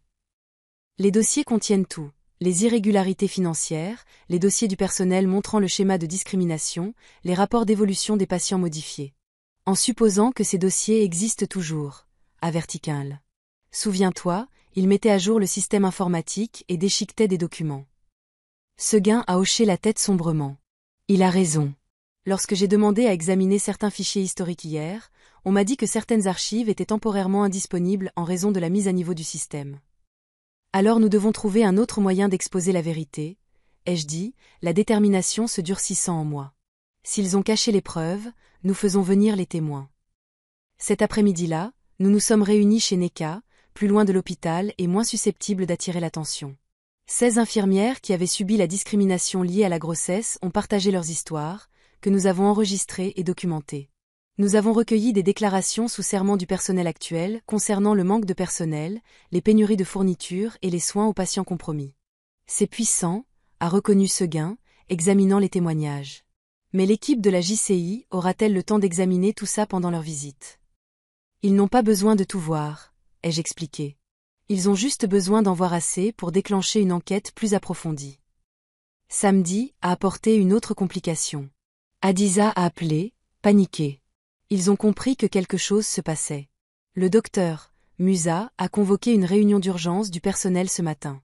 Il a averti que d'anciens employés mécontents pourraient essayer de saboter la visite d'accréditation et a menacé de licenciement immédiat tout membre du personnel communiquant avec des personnes extérieures au sujet des opérations de l'hôpital. Quelqu'un a-t-il été spécifiquement ciblé? Ai-je demandé, alarmé. Pas encore, mais ils surveillent tout le monde. Ils ont même installé des caméras de sécurité supplémentaires dans les zones du personnel pendant la nuit. Cela changeait tout. Si les employés actuels ne pouvaient pas parler en toute sécurité, notre plan était compromis. J'ai convoqué une session de stratégie d'urgence. Nous devons nous adapter, ai-je dit au groupe rassemblé. Les musas se referment. Et si nous rendions cela public maintenant? A suggéré Neka. Publions tout dans les médias avant l'arrivée de l'équipe de la JCI. Quinl a secoué la tête. Les musas ont déjà préparé le récit médiatique. Ils nous dépeindront comme d'anciennes employées amères et rancunières. Sans la vérification indépendante de l'équipe de la JCI, ce sera notre parole contre la leur. Alors nous devons transmettre nos preuves directement à l'équipe de la JCI, ai-je conclu, avant que les musas ne puissent les intercepter ou les discréditer. Seguin semblait troublé. C'est risqué. Si les musas nous surprennent en train de tenter d'influencer le processus d'évaluation. Ils savent déjà que nous essayons de les exposer, ai-je rétorqué. La question est de savoir si nous pouvons le faire avant qu'ils ne fassent taire tout le monde. Alors que nous débattions des stratégies, mon téléphone a vibré avec un message d'un numéro inconnu. Ceci est le docteur Priya Sharma, chef de l'équipe d'évaluation de la JCI. Je crois comprendre que vous avez des préoccupations concernant les opérations du lutte. J'arrive tôt demain et je serai disposé à vous rencontrer en privé. Confidentialité assurée. J'ai fixé le message, incrédule, puis je l'ai montré aux autres. Comment a-t-elle eu mon numéro? Tous les yeux se sont tournés vers Seguin, qui avait l'air tout aussi surpris. Je ne le lui ai pas donné. Je le jure. Alors qu'il a fait, a exigé Quinl. Avant que quiconque ne puisse répondre, un autre message est arrivé. Vos coordonnées ont été fournies par le bureau de l'éthique de l'OMS. Nous examinons régulièrement les signalements de dénonciateurs avant les décisions d'octroi de subventions importantes. Le bureau de l'éthique de l'OMS, le seul endroit où nous avions soumis un rapport confidentiel il y a des mois, sans jamais recevoir de réponse. Ils écoutaient depuis le début, ai-je chuchoté. L'espoir a déferlé sur notre groupe. Cela changeait tout. Si la chef d'équipe de la JCI était déjà au courant des problèmes potentiels et disposée à enquêter de manière indépendante, nous avions une réelle chance. J'ai répondu immédiatement, m'arrangeant pour rencontrer le docteur Sharma le lendemain matin dans un hôtel près de l'aéroport, un terrain neutre à l'abri de la surveillance de l'hôpital. Dimanche a commencé tendu d'anticipation. Quinl m'a accompagné à la réunion, tandis que Neka restait avec Oluwaseyi. Nous avons apporté nos preuves les plus convaincantes, dossiers financiers, documents d'emploi, statistiques sur les soins aux patients et déclarations de témoins. Le docteur Sharma s'est avérée être une femme formidable d'une 50aine d'années aux yeux perçants et à l'air de professionnalisme inébranlable. Après de brèves présentations, elle est allée droit au but. J'ai examiné votre rapport préliminaire au bureau de l'éthique de l'OMS, a-t-elle commencé. Si ne serait-ce que la moitié de ces allégations sont fondées, le lutte serait inadmissible à la fois à l'accréditation et à l'examen de subventions. J'ai besoin de savoir, êtes-vous prête à soutenir publiquement ces affirmations si nécessaire? Absolument, ai-je répondu sans hésitation. Chaque document peut être vérifié. Chaque témoin témoignera s'il est protégé contre les représailles. Elle a hoché la tête, satisfaite. Alors procédons méthodiquement. Décrivez-moi vos preuves, en commençant par le schéma de discrimination lié à la grossesse. Pendant 2 heures, nous avons présenté notre dossier. Le docteur Sharma a pris des notes méticuleuses, posant des questions pointues qui révélaient sa vaste expérience dans l'identification de la corruption institutionnelle. C'est d'une gravité troublante, a-t-elle conclu lorsque nous avons terminé. Les implications pour les soins aux patients sont particulièrement préoccupantes. L'accréditation n'est pas seulement une question de conformité administrative. C'est fondamentalement une question de sécurité des patients. Que se passe-t-il maintenant ? A demandé Quinl. Mon équipe mènera notre évaluation comme prévu, mais en sachant où chercher au-delà de la présentation superficielle. Elle a soigneusement rassemblé ses notes. Je dois vous prévenir, l'administration de l'hôpital réalisera probablement rapidement que nous ne suivons pas leur script. Il pourrait y avoir de la résistance. Nous y sommes préparés, les jeux assurés. Le docteur Sharma m'a étudié pensivement. Puis-je vous poser une question personnelle, Madame Oluzaguin ? Vous auriez pu simplement passer à autre chose, trouver un emploi ailleurs après votre licenciement. Pourquoi risquer autant pour exposer ces problèmes ? La question a frappé fort. Pourquoi, en effet ? J'aurais pu accepter la défaite, me concentrer sur ma famille, prendre un nouveau départ ailleurs. Parce que certaines injustices exigent plus qu'une résilience personnelle, ai-je répondu lentement. Parfois, le silence permet un plus grand préjudice. Chaque patient qui reçoit des soins de qualité inférieure parce que des infirmières qualifiées ont été remplacées par du personnel inexpérimenté mais pistonné. Leur souffrance découle de la même corruption qui a mis fin à ma carrière. Je ne pourrais pas vivre avec moi-même sachant que j'avais la preuve d'abus systémiques et que je n'ai rien fait. Elle a hoché la tête, quelque chose comme du respect réchauffant son attitude professionnelle. Je comprends. Soyez assurés que mon équipe mènera une évaluation approfondie et objective. En quittant la réunion, un poids s'est soulevé de mes épaules. Après des mois à combattre des ombres, nous avions enfin un allié avec un pouvoir réel. Ce soir-là, alors que la nouvelle de la réunion se propageait dans notre réseau, l'espoir a fleuri.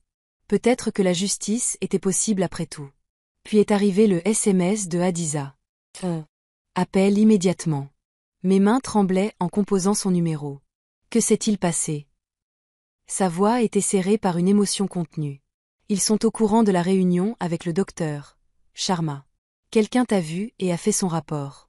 Le docteur Musa a appelé Seguin dans son bureau il y a 1 heure. Il n'est pas ressorti et la sécurité a été postée à toutes les entrées de l'hôpital avec une liste de noms, d'anciens employés bannis des lieux pendant l'évaluation.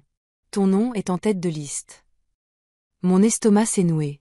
Et Seguin est toujours là-dedans.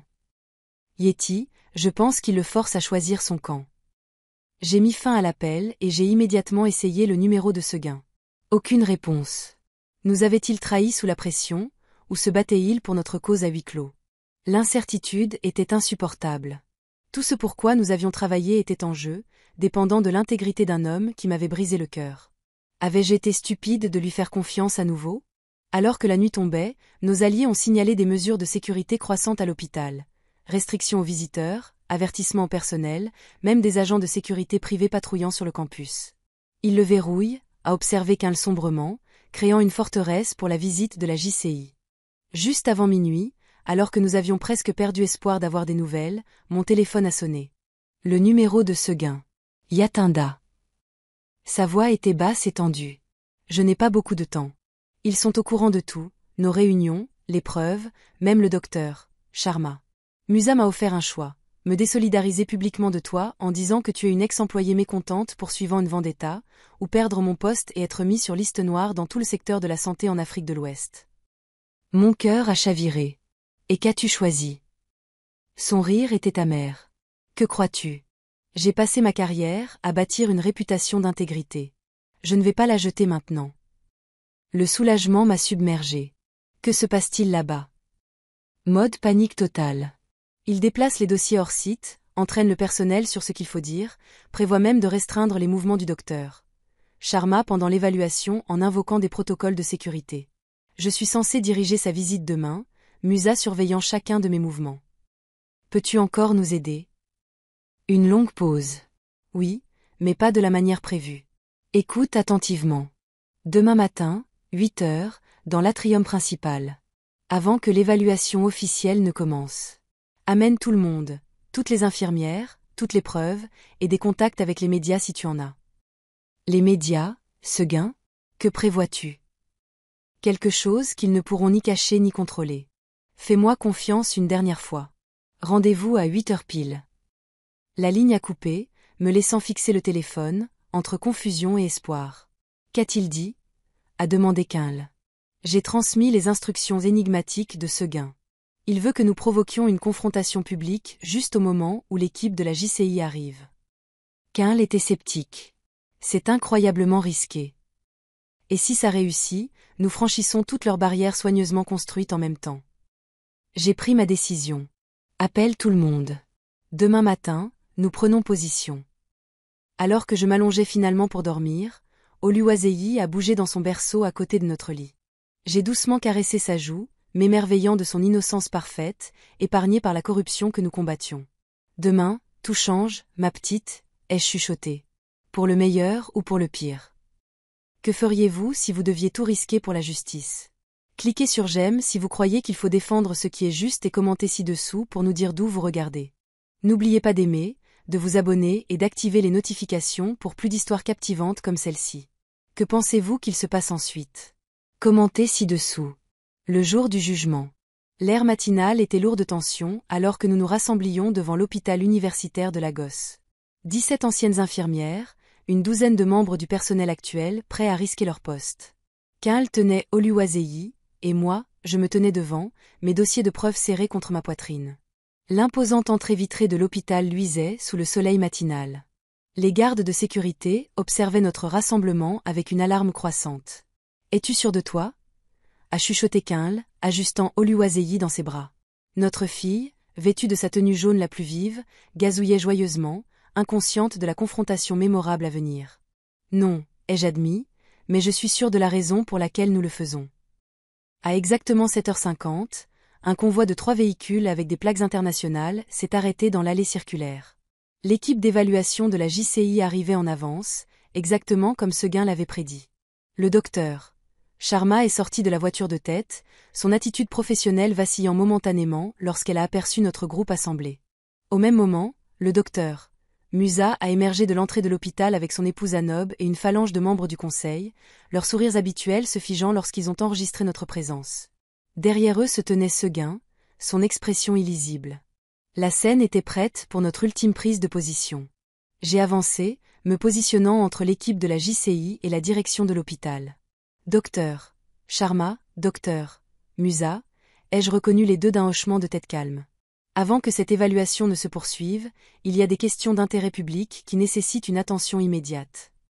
Le visage du docteur Musa s'est assombri. C'est inapproprié et non autorisé. Sécurité, veuillez éloigner ces individus de la propriété de l'hôpital. Les gardes ont hésité, regardant entre nous, incertains. Le docteur Sharma a levé la main. Comme cela semble concerner notre processus d'évaluation, je crois que nous devrions entendre ce que Madame Oluzaguin a à dire. J'ai pris une profonde inspiration et j'ai projeté ma voix clairement vers la foule qui s'était rassemblée et qui incluait maintenant du personnel curieux qui regardait par les fenêtres et les portes. Mon nom est Yatinda Oluzaguin. J'ai été infirmière principale dans cet hôpital pendant 8 ans jusqu'à ce que je sois licenciée pour être enceinte. Jugée non professionnelle et une honte pour cette institution.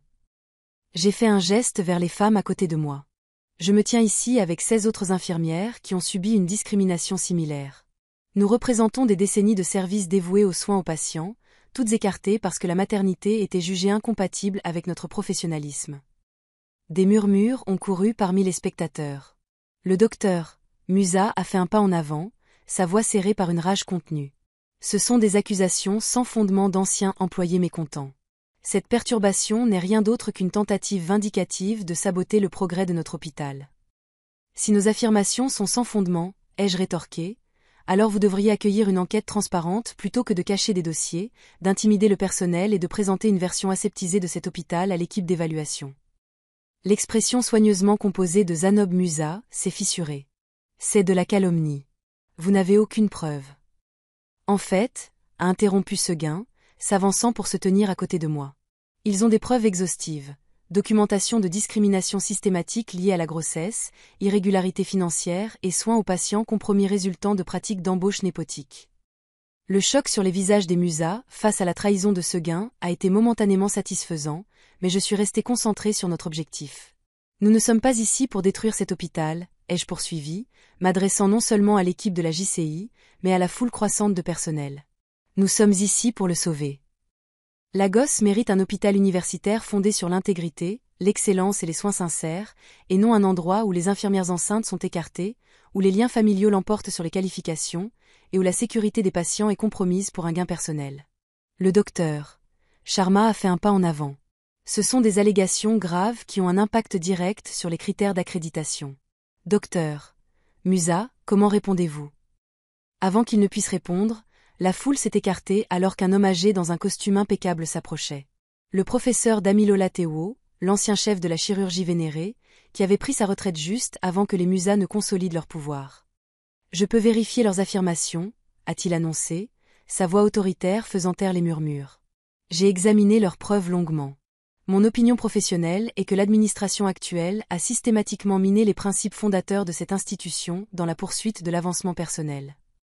Le sang-froid du docteur Musa s'est brisé. Vous n'êtes même plus employé ici. C'est scandaleux.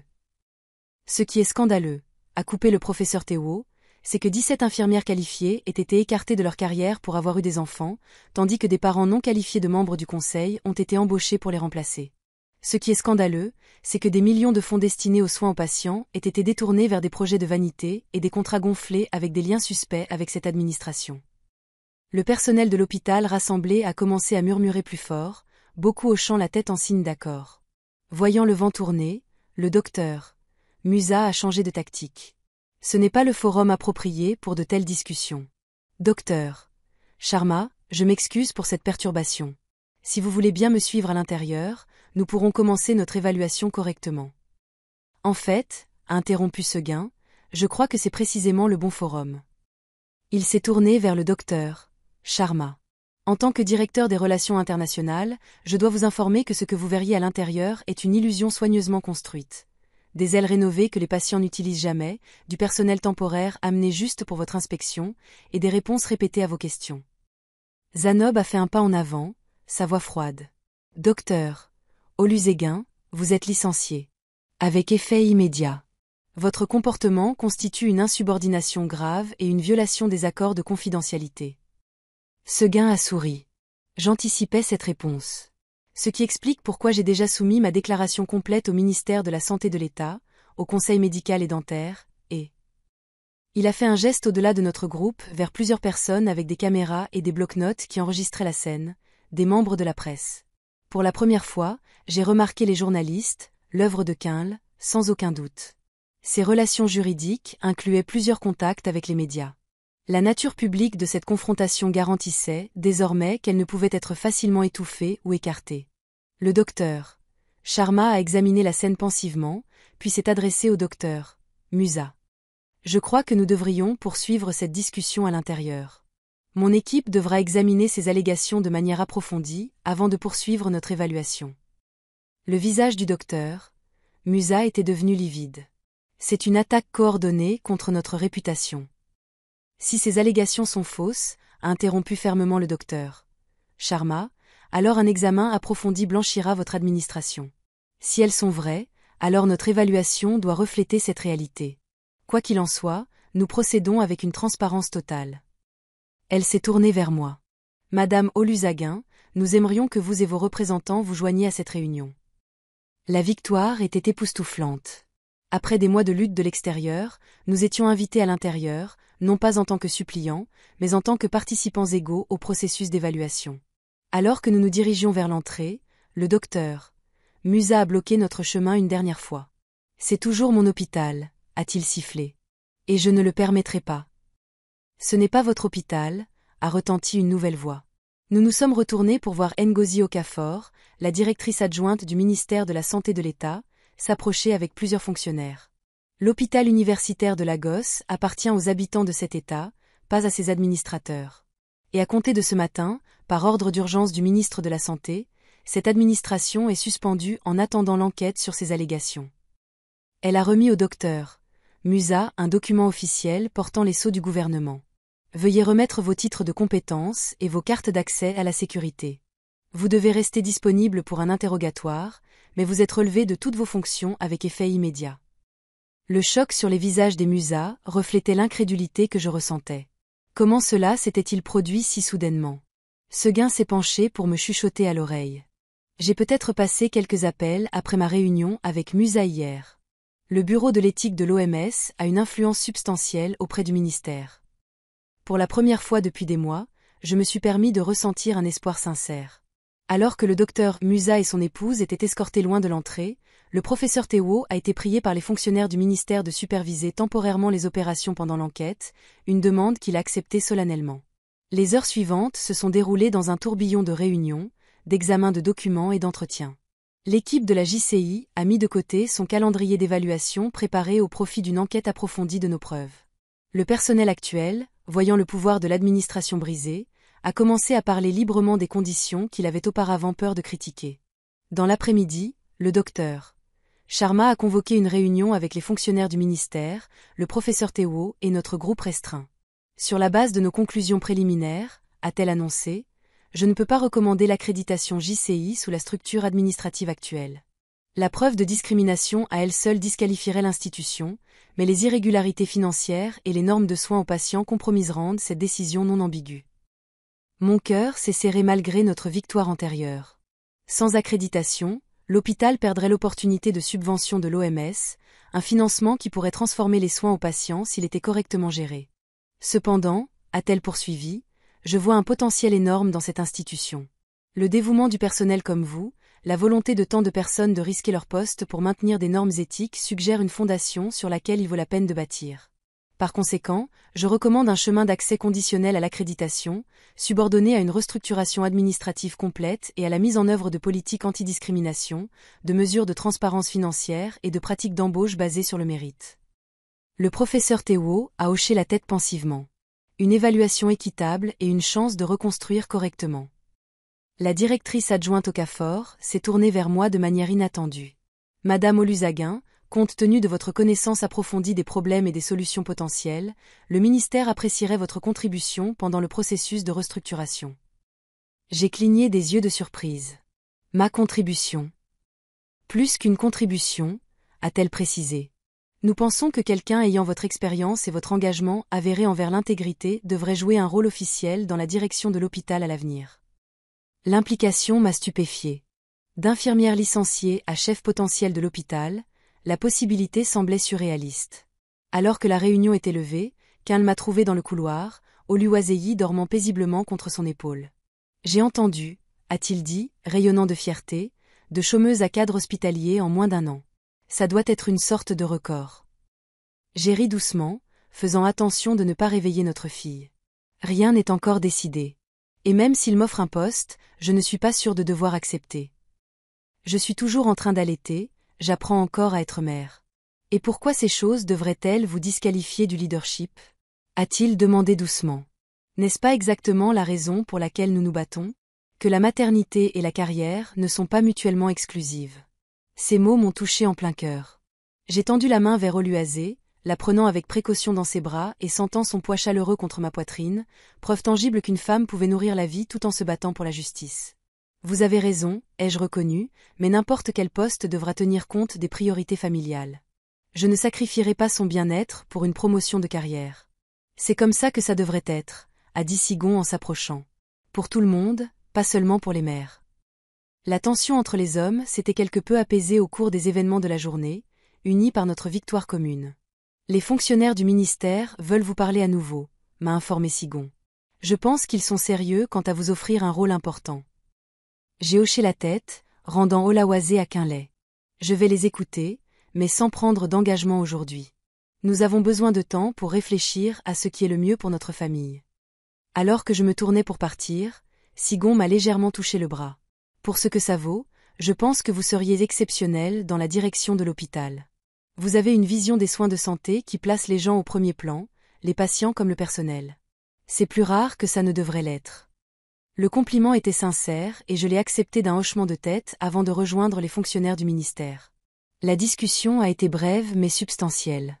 Il voulait que j'envisage un poste nouvellement créé, directrice du développement du personnel et de l'intégrité institutionnelle. Le rôle impliquerait la supervision des pratiques d'embauche, des politiques antidiscrimination et de la culture du milieu de travail. Nous avons besoin de quelqu'un qui comprenne à la fois les réalités cliniques et les principes éthiques, a expliqué la sous-directrice au CAFUR. Quelqu'un qui a fait preuve de courage en défendant les normes, même à un coût personnel. Je vais y réfléchir, ai-je promis. Mais j'aurai besoin d'un horaire flexible pour tenir compte de mes responsabilités familiales. Bien sûr, a-t-elle accepté volontiers. En fait, la mise en œuvre de politiques favorables à la famille dans toute l'administration hospitalière ferait partie de votre mandat. Nous ne pouvons pas nous opposer de manière crédible à la discrimination tout en maintenant des conditions de travail inflexibles. À la fin de la journée, l'hôpital bourdonnait d'un optimisme prudent. Les administrateurs suspendus avaient été escortés hors des lieux. Un leadership intérimaire était mis en place, et la nouvelle de l'intervention du ministère s'était répandue dans toute la communauté médicale. Alors que nous nous préparions à partir, Adiza m'a trouvé dans l'atrium, les yeux brillants. « Est-ce vrai ? On vous offre un poste de direction ? » « Rien n'est finalisé, ai-je prévenu. Mais oui, ils ont proposé un poste. » Elle m'a serré dans ses bras avec force, passé de l'humiliation dans ce même hall à un retour en tant que directrice. Il y a une justice là-dedans. Ces mots ont résonné profondément. Il y avait en effet une poésie à revenir à la même institution qui m'avait si publiquement dégradée, non pas pour chercher vengeance, mais pour la réformer. Dehors, alors que le soleil couchant baignait la façade de l'hôpital d'une lumière dorée, je me suis retrouvée debout entre les deux hommes qui avaient façonné mon parcours, Quinlay, mon partenaire fidèle tenant notre fille, et Sigon, dont la réapparition avait catalysé notre ultime poussée vers la justice. « Que se passe-t-il maintenant » a demandé Quinlay doucement. J'ai levé les yeux vers l'hôpital où j'avais passé près d'une décennie de ma vie, où j'avais connu à la fois un profond épanouissement et un renvoi cruel. Maintenant, nous reconstruisons non seulement des politiques et des procédures, mais la culture même des soins de santé. Nous créons une institution où aucune infirmière ne craint que la grossesse ne mette fin à sa carrière. Où l'embauche est basée sur le mérite plutôt que sur les relations, et où les soins aux patients passent véritablement en premier. Sun a hoché la tête solennellement. Une mission digne, mais pas facile. Celles qui sont dignes ne le sont jamais, ai-je répondu, tendant la main vers ma fille. Alors qu'Oluazé se blottissait contre moi, j'ai senti le poids de la responsabilité et de la possibilité à parts égales. De l'obscurité de ce jour humiliant dans le couloir de l'hôpital avait émergé une voix inattendue. Non seulement une justification personnelle, mais une chance de créer un changement durable. Demain apporterait de nouveaux défis, des décisions difficiles concernant mon avenir professionnel et l'équilibre continu entre la maternité et les ambitions de carrière.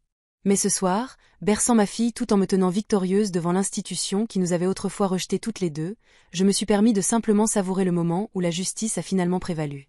6 mois plus tard, je me tenais devant le miroir de mon nouveau bureau, ajustant ma plaque nominative, Dr Yatindo Luzaguin, directrice du développement du personnel et de l'intégrité institutionnelle. Après avoir accepté l'offre du ministère, j'avais terminé mon doctorat en administration des soins infirmiers, longtemps reporté, grâce à un programme accéléré. Le voyage avait été épuisant, mais transformateur. Un léger coup a interrompu mes pensées. Adiza est entrée, maintenant infirmière-chef en pédiatrie, sous notre administration restructurée. Ils sont prêts pour vous dans la salle de conférence, a-t-elle dit avec un sourire encourageant. La nouvelle promotion d'infirmière attend de rencontrer la femme qui a tout changé. J'ai lissé ma robe et pris une profonde inspiration. Combien d'infirmières enceintes dans cette cohorte ? 3, a-t-elle répondu fièrement. Et personne n'a sourcillé pendant leurs entretiens. Nos nouvelles politiques d'aménagement familial sont en train de devenir un modèle pour d'autres hôpitaux. La fierté a réchauffé ma poitrine. En 6 mois, nous avions accompli ce qui semblait autrefois impossible. Les MUSA faisaient face à des accusations criminelles pour inconduite financière. L'hôpital avait mis en œuvre des politiques anti-discrimination complètes. Un nouveau système d'embauche basé sur le mérite avait rétabli la qualité du personnel. Et, plus important encore, les résultats pour les patients s'étaient considérablement améliorés. Le silence s'est fait dans la salle de conférence lorsque je suis entrée. 25 étudiants en soins infirmiers, dont 3 avec des ventres de bébés bien visibles, levaient les yeux avec espoir. Derrière eux était assis le professeur Théo, maintenant chef permanent de la médecine, et Quinlay, qui avait rejoint l'équipe juridique de l'hôpital pour renforcer la conformité éthique. Bienvenue à l'hôpital universitaire d'enseignement de Lagos, HUEL, ai-je commencé, parcourant leurs visages avides. Il y a 6 mois, Je me tenais à l'extérieur de ce bâtiment pour me battre pour le droit d'être à la fois mère et infirmière. Aujourd'hui, je me tiens devant vous comme la preuve vivante que ces identités ne sont pas mutuellement exclusives. J'ai fait le tour de la salle en établissant un contact visuel avec chaque étudiant. Votre valeur ici sera mesurée par vos compétences, votre compassion et votre dévouement, jamais par vos choix familiaux personnels. Cette institution est désormais synonyme d'excellence et d'équité à parts égales. Alors que je poursuivais mon discours de bienvenue, Olawase gazouillait joyeusement dans la nouvelle garderie sur place de l'hôpital, juste en bas du couloir, une installation que j'avais priorisée dans nos efforts de reconstruction. Le centre servait les enfants du personnel et des patients, incarnant notre engagement envers des soins de santé qui soutiennent la famille. Après l'orientation, je suis retournée à mon bureau pour trouver Sigon qui m'attendait. Maintenant conseiller régional en soins de santé pour l'OMS, il avait joué un rôle déterminant dans l'obtention du financement de subventions initialement recherchées par les MUSA, argent maintenant correctement dirigé vers l'amélioration des soins aux patients. Discours impressionnant, a-t-il commenté. Ces étudiants semblaient prêts à vous suivre au combat. J'ai ri. J'espère qu'ils n'auront pas à le faire. Les batailles devraient être derrière nous maintenant. On m'a offert un poste permanent à l'OMS à Genève, a-t-il dit, son expression mitigée. Je voulais que vous l'appreniez par moi en premier. J'ai ressenti une émotion complexe, ni jalousie ni désir, mais une appréciation pour la façon dont notre reconnexion avait facilité la guérison et la justice. Vous ferez un travail incroyable là-bas. La communauté mondiale des soins de santé a besoin d'un leadership éthique. Tout comme l'HUEL, a-t-il répondu. Vous avez construit quelque chose de remarquable ici, Yatinde. Quelque chose qui nous survivra à tous. Après son départ, j'ai terminé ma tournée de l'après-midi, m'arrêtant à la maternité qui avait été entièrement rénovée grâce à la subvention de l'OMS. L'infirmière Neka, maintenant superviseur des services de maternité, m'a fièrement montré les nouvelles suites mère-bébé. Vous vous souvenez quand les infirmières enceintes étaient considérées comme des sources d'embarras ? A-t-elle médité. Maintenant, nous célébrons la maternité tout en maintenant l'excellence professionnelle. Les deux n'ont jamais été incompatibles, ai-je répondu. Le problème n'a jamais été la maternité. C'était un leadership qui n'a pas réussi à s'adapter à la réalité humaine. Mon dernier arrêt fut la garderie pour récupérer Oluwase. Quinlay m'y a rejointe, et ensemble, nous avons marché à travers l'atrium de l'hôpital, le même espace où j'avais été publiquement humiliée, et plus tard où nous avions pris position pour la justice. Une infirmière enceinte nous a croisés, avec assurance, portant son uniforme, son ventre visible sans honte ni peur. Elle a hoché la tête respectueusement en passant. Ça, ai-je chuchoté à Quinlay, c'est à ça que ressemble la victoire. Ce soir-là à la maison, tandis qu'Oluwase jouait sur son tapis, j'ai réfléchi au parcours inattendu de l'année écoulée. De l'infirmière à la paria, puis à la directrice, chaque transition enseignant de précieuses leçons sur la résilience, l'intégrité et le courage de lutter contre l'injustice systémique. À quoi penses-tu ? A demandé Quinlay, s'installant à côté de moi sur le canapé. Je pensais juste à ce jour dans le couloir, quand Dr Musa a crié que ma grossesse me rendait non professionnelle. Comment quelque chose destiné à me briser a finalement transformé toute l'institution. Il a pris ma main. C'est vous qui l'avez transformée, Yatinde. Votre refus d'accepter l'injustice a tout changé. J'ai regardé notre fille, qui tentait maintenant de se retourner avec une concentration déterminée. Je l'ai fait pour elle, pour qu'elle n'ait jamais à faire face à ce que j'ai vécu. Et pour chaque fille qui viendra après elle, a-t-il ajouté. Alors que la nuit tombait sur la gosse, j'ai ressenti une profonde gratitude. L'hôpital qui m'avait autrefois rejeté était devenu l'institution que j'avais toujours cru qu'il pouvait être. Un lieu où l'excellence et l'humanité coexistaient, où la famille et la carrière n'étaient pas des forces opposées, et où le courage de s'opposer à l'injustice était valorisé au-dessus d'une conformité confortable. Parfois, les fins les plus douloureuses créent les plus beaux commencements. Ma carrière ne s'était pas terminée avec la grossesse. Elle avait évolué vers quelque chose de beaucoup plus puissant que ce que j'avais jamais imaginé. Votre lieu de travail vous a-t-il déjà déçu ? Appuyez sur j'aime si vous croyez qu'il faut défendre ce qui est juste et commentez ci-dessous d'où vous regardez. N'oubliez pas d'aimer, de vous abonner et d'activer les notifications pour plus d'histoires captivantes comme celle-ci. Que pensez-vous qu'il se passe ensuite ? Commentez ci-dessous. La chaleur estivale pesait sur la gosse avec une force oppressante alors que je me préparais pour la réunion trimestrielle du conseil d'administration de l'hôpital, ma première en tant que directrice votante plutôt que leadership intérimaire. 12 mois s'étaient écoulés depuis notre confrontation publique, et l'HUE, elle avait subi une transformation remarquable. J'ai ajusté mon blazer, professionnellement adapté pour accueillir mon ventre de 5 mois de grossesse. Oui, Oluwase aurait bientôt un frère ou une sœur. Cette grossesse, contrairement à la première, se déroulait sans anxiété professionnelle ni peur de la discrimination. Nerveuse, a demandé Quinlay, redressant mon col tandis qu'Oluwase jouait avec ses jouets à proximité. Pas nerveuse, ai-je répondu. Juste consciente de la responsabilité. Aujourd'hui, nous votons pour rendre nos politiques favorables à la famille permanente plutôt que provisoire. C'est important. Il a souri. De combattre le système à le reconcevoir, vous avez parcouru un long chemin. La réunion du conseil d'administration s'est tenue dans la salle de conférence rénovée, maintenant nommée en l'honneur du professeur Théo, qui avait pris sa retraite le mois dernier après avoir vu l'hôpital réussir son accréditation JCI. La salle bourdonnait d'un sentiment d'objectif alors que 13 membres du conseil, un groupe diversifié de professionnels de la santé, de représentants de la communauté et de fonctionnaires du ministère, s'installaient autour de la table. La sous-directrice Okafor, maintenant notre présidente du conseil, a déclaré la réunion ouverte. Premier point à l'ordre du jour, examen et adoption permanente des politiques de soutien familial de l'HUEL mises en œuvre provisoirement l'année dernière sous la direction de la directrice Oluwase. Ma présentation était bien préparée, axée sur les données et convaincante. Notre rétention du personnel infirmier avait augmenté de 68%. Les scores de satisfaction du personnel avaient atteint des sommets. Les résultats pour les patients s'étaient considérablement améliorés avec un personnel plus expérimenté restant à son poste.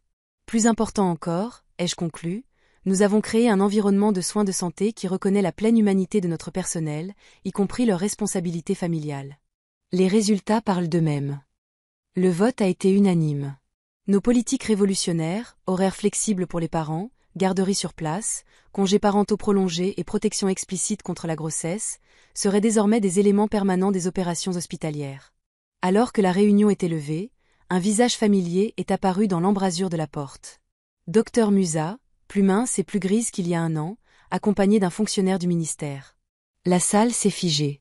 Son affaire pénale s'était conclue par une peine avec sursis et une interdiction à vie d'administration hospitalière, mais sa présence portait toujours de douloureux souvenirs. Il s'est approché de moi directement, ses yeux s'attardant un instant sur mon ventre de grossesse. Directrice Oluwase, puis-je vous parler un instant? Nous sommes entrés dans un bureau privé, le fonctionnaire du ministère restant comme témoin. L'arrogance de Musa avait disparu, remplacée par quelque chose que je n'avais jamais vu chez lui, l'humilité. J'ai reçu l'ordre de faire amende honorable dans le cadre de ma réhabilitation, a-t-il commencé sèchement, en commençant par vous. J'ai attendu silencieusement. Ce que j'ai fait, la façon dont je vous ai traité, était inexcusable, a-t-il poursuivi. J'ai donné la priorité à l'image plutôt qu'à la substance, au contrôle plutôt qu'aux soins. Ce n'était pas personnel, ai-je répondu calmement. C'était systémique. Vous n'en étiez que l'exécuteur le plus visible. Peut-être, a-t-il reconnu, mais j'aurais pu choisir différemment. Il a hésité. L'hôpital prospère sous votre direction. Les changements que vous avez mis en œuvre, c'est ce que les soins de santé devraient être. Ces mots ne pouvaient pas effacer le passé. Mais ils ont confirmé ce que je savais déjà. Notre victoire n'était pas seulement institutionnelle, elle était morale. La personne même qui avait tenté de me chasser reconnaissait maintenant la justesse de ma vision. Après son départ, Hadiza m'a trouvé regardant par la fenêtre. C'était ? Oui, ai-je confirmé, pour faire ses excuses ordonnées par le tribunal. Ça vous a aidé de l'entendre admettre qu'il avait tort. J'y ai réfléchi. La validation n'est plus ce qui me motive. Voir des infirmières poursuivre leur carrière en toute confiance pendant leur grossesse et leur maternité, c'est toute la justification dont j'ai besoin. Plus tard ce soir-là, j'ai pris la parole devant la plus récente cohorte d'infirmiers lors de leur cérémonie de remise des diplômes. Regarder leurs visages frais et avides, des hommes et des femmes commençant leur carrière dans une institution fondamentalement différente de celle que j'avais rejointe des années auparavant, m'a rempli d'une profonde satisfaction. Votre génération de prestataires de soins de santé entre dans un hôpital bâti sur les principes d'excellence et d'équité, leur ai-je dit. Préservez ces valeurs. Défiez tout système qui vous demande de choisir entre votre humanité et votre profession. Rappelez-vous que les patients sous votre responsabilité méritent des prestataires qui sont respectés, soutenus et valorisés.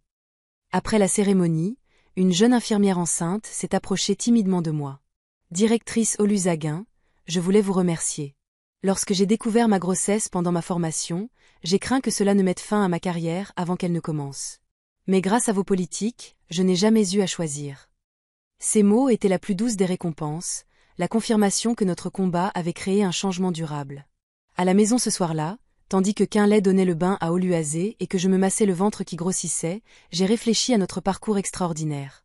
De l'humiliation publique au leadership institutionnel, de la lutte contre la discrimination à la création de nouvelles normes d'équité en milieu de travail, nous avions transformé l'injustice personnelle en bénédiction communautaire.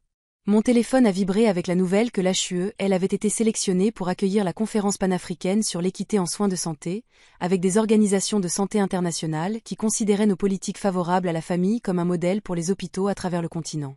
Ils veulent que vous prononciez le discours d'ouverture, a noté Quinlay, lisant par-dessus mon épaule tandis qu'Oluwase, enveloppé dans sa serviette, se tortillait dans ses bras.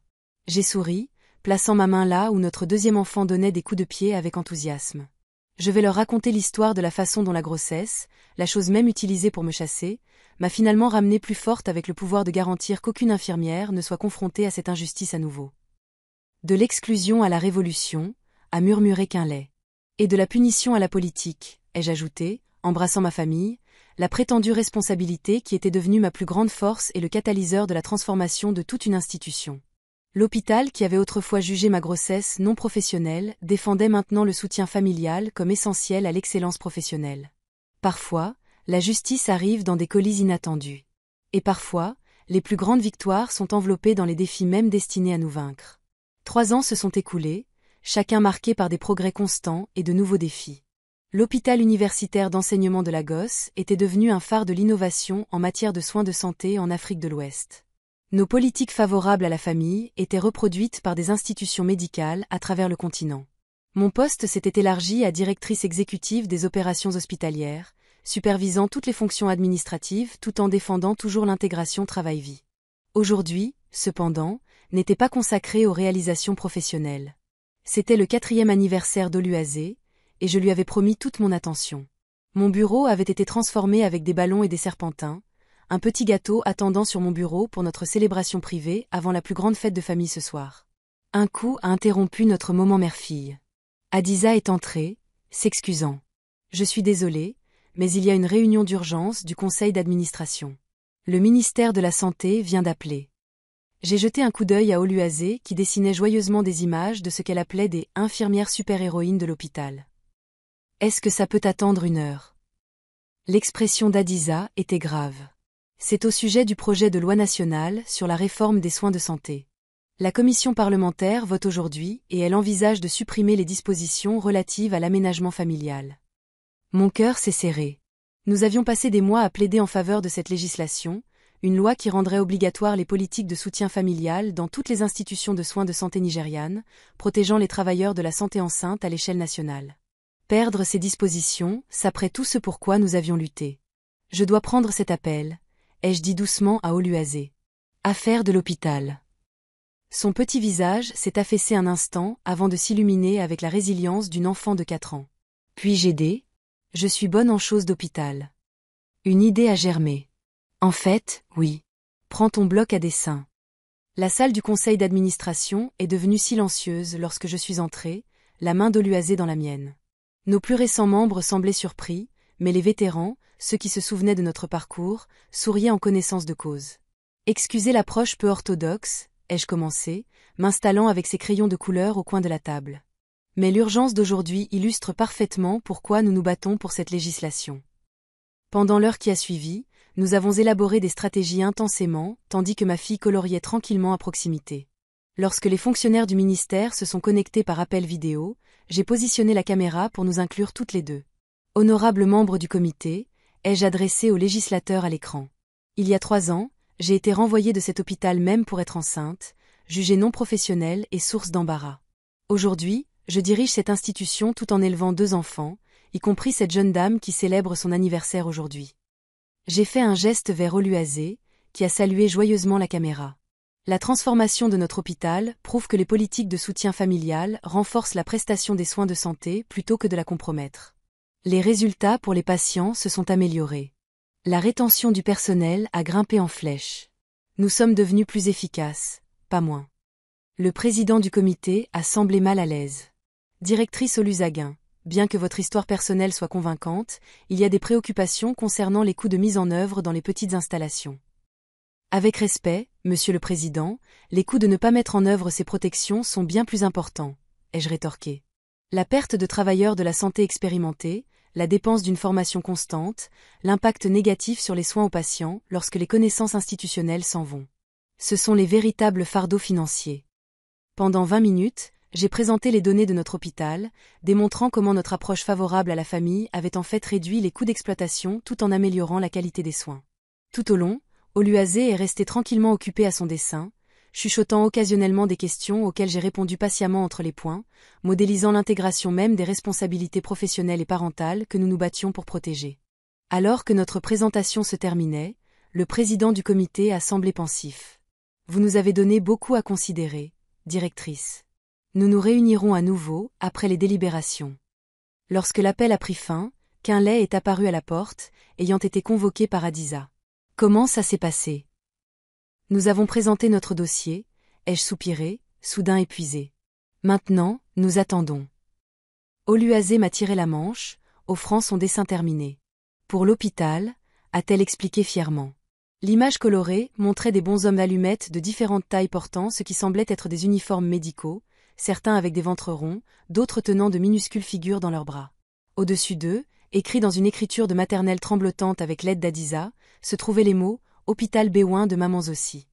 « Puis-je le garder ?» lui ai-je demandé sérieusement. Elle a hoché la tête solennellement. « Pour aider les bébés docteurs. » Les bébés docteurs. Les docteurs bébés, a-t-elle clarifié dans la logique d'une enfant de 4 ans.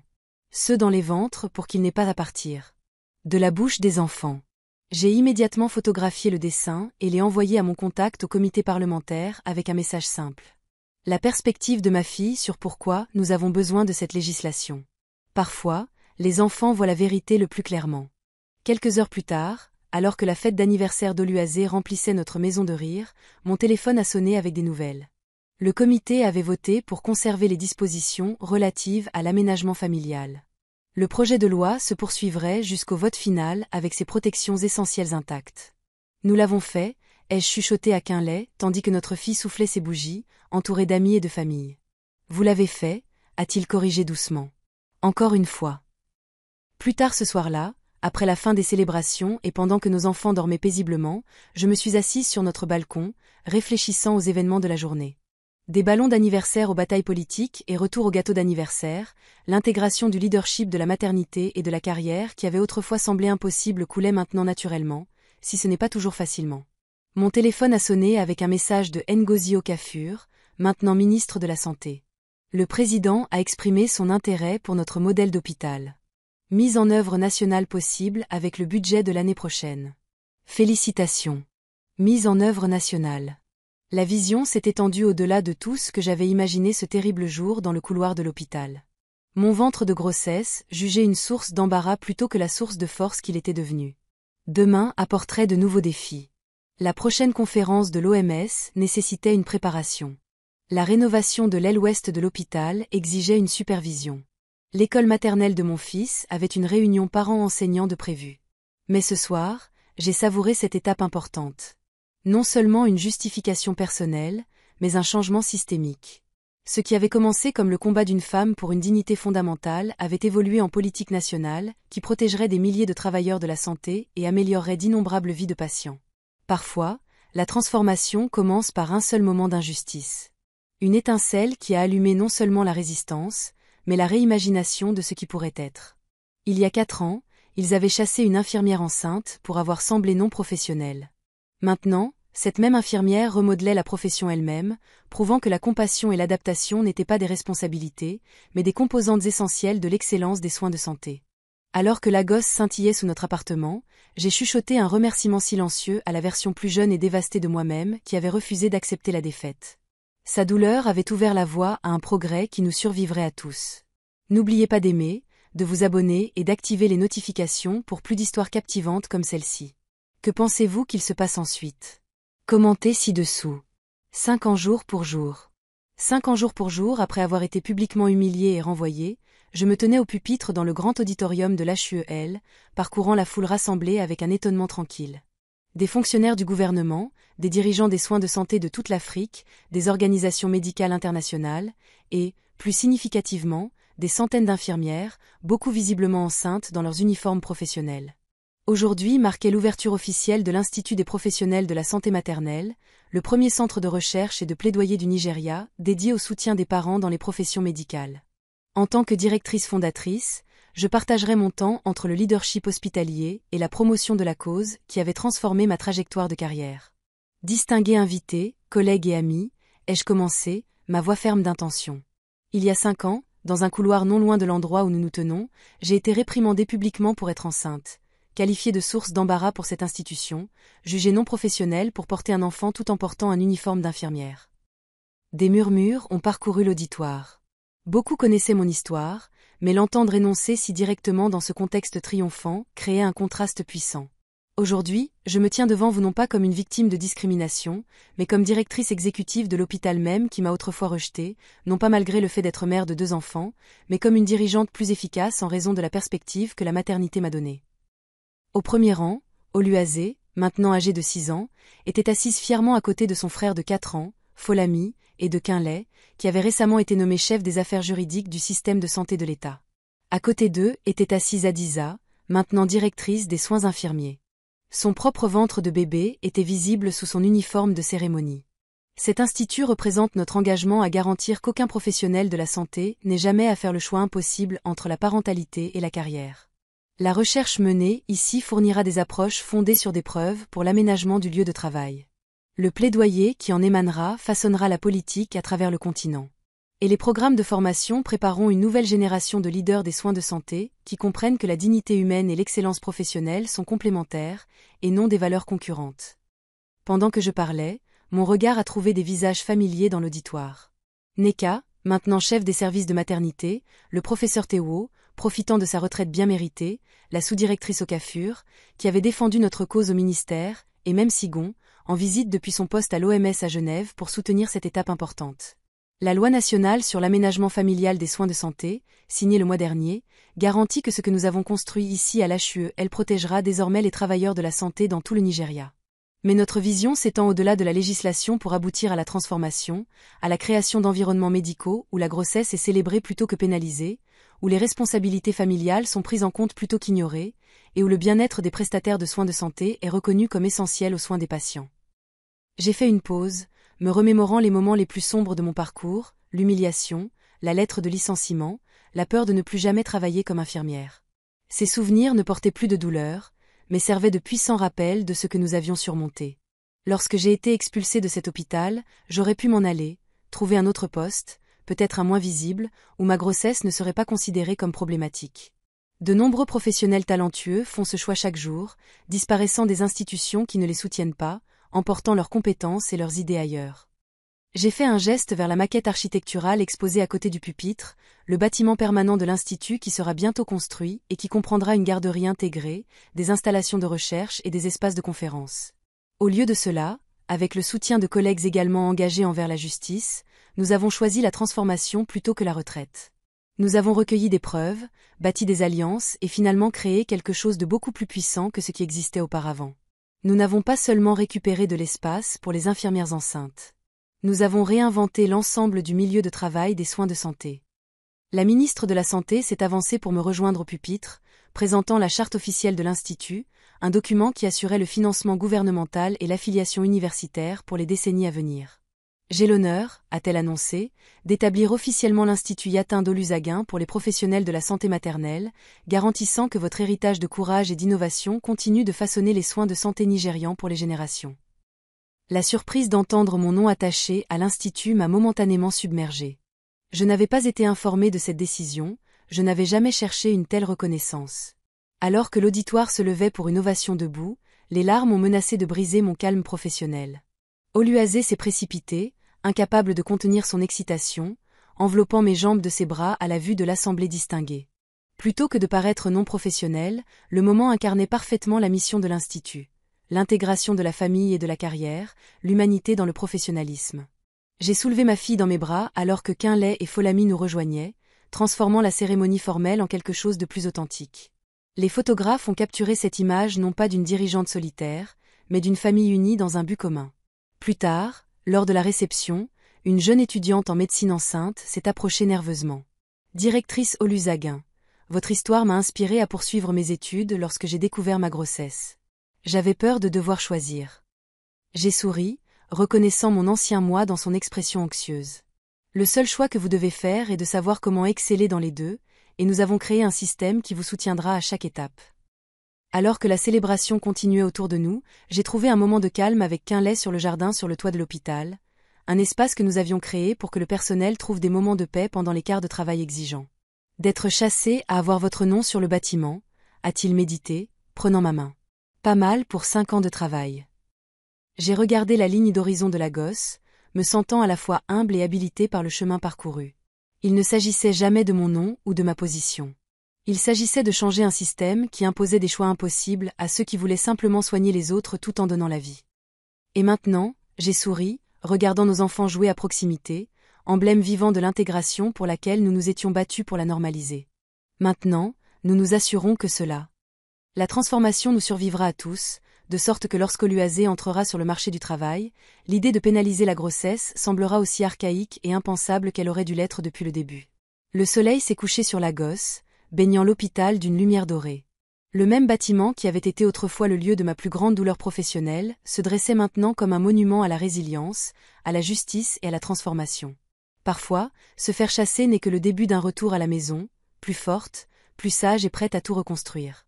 Si vous avez aimé cette histoire, veuillez aimer, vous abonner et partager. Nous publions de nouvelles histoires chaque semaine. Commentez ci-dessous d'où vous regardez et ce que vous avez pensé du parcours de Yatinde, d'infirmière humiliée à directrice d'hôpital.